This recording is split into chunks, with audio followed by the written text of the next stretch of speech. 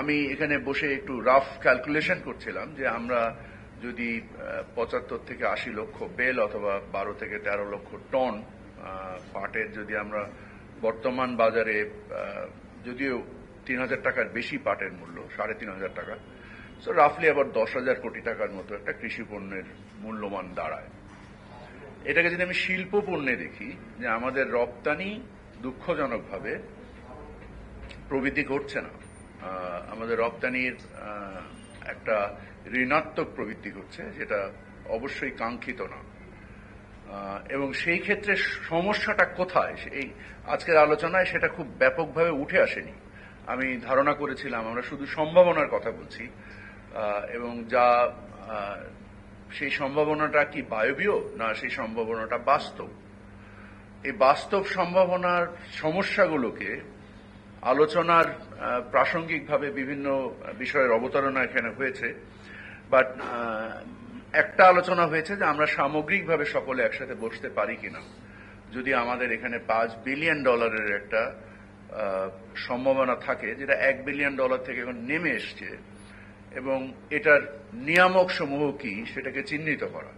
এবং আমি একাগ্র চিত্রে বসে শোনার জন্য অধীর আগ্রহে থাকলাম। আপনারা যখনই মনে করবেন, please come to my office and I will be very very happy to learn from you and then formulate appropriate policies so that আমরা এই সম্ভাবনাটাকে অর্জন করতে পারি। আমরা আমাদের মন্ত্রণালয়ের পক্ষ থেকে আমরা পাট উৎপাদনের ক্ষেত্রে আমাদের প্রায় ৩৫৪ কোটি টাকার একটা প্রকল্প কৃষকদের সহায়তা দেওয়ার জন্য বীজ, সার, প্রদর্শনী প্লট এবং পাট পচন প্রক্রিয়াকে কিভাবে সহজীকরণ করা যায় এবং এটাকে পাটের গুণগত মান সার্বিকভাবে কিভাবে উন্নত করা যায় এ ব্যাপারে আমরা কাজ করছি। এবং এছাড়া শিল্প সহায়তা আকারে বিভিন্ন রকমের যে প্রণোদনা কার্যক্রম করা হয়, এই প্রণোদনা কার্যক্রমকে সহজীকরণ করা এবং নীতি সহায়তা দেওয়ার ক্ষেত্রে মন্ত্রণালয় কাজ করে যাচ্ছে। বিশেষত জেপিডিসির মাধ্যমে আমরা যে প্রায় ১,০০০ জনের অধিক যে উদ্যোক্তা তৈরি হয়েছে, এই উদ্যোক্তাদেরকে সহায়তা দেওয়ার জন্য আমরা কাজ করছি। এবং আমাদের ডিজি মহোদয়, আমরা এখানে একটা বিক্রয় কেন্দ্র করেছি এবং এখানে পণ্যের সমাহার যথেষ্টভাবে করার চেষ্টা করা হয়েছে। এবং আমি ওনাকে অনুরোধ করেছি যে আমাদের উদ্যোক্তাদের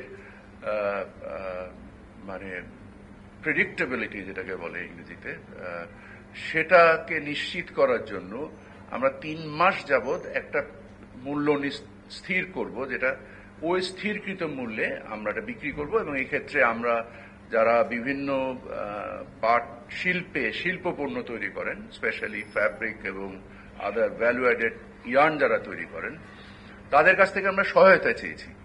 দুঃখজনকভাবে আমরা যদি ১,০০০ এই উদ্যোক্তাদেরকে দেখি, আমিও বসে জাস্ট একটা সিম্পল ক্যালকুলেশন করছিলাম যে যদি মানে যেটাতে আমাদের হাইয়েস্ট ভ্যালু রিয়েলাইজেশন হয়, এই হাইয়েস্ট ভ্যালু রিয়েলাইজেশন এবং এখানে আমাদের যে মানে কর্মযজ্ঞের যে সৃষ্টি হয় সেটাও হাইয়েস্ট, বিকজ একেবারে লাস্ট এন্ড প্রোডাক্ট আর্টিকেলে কনভার্ট হয় একটা পণ্য, এবং সেটা কারুপণ্য আকারে যেহেতু হয়, অতএব এর একটা আর্টিজান ভ্যালু আছে এবং এই আর্টিজান ভ্যালুর জন্য এটা মূল্যমানও বৃদ্ধি পায় এবং এখানে শ্রমের ব্যবহারও সর্বাধিক হয়ে থাকে।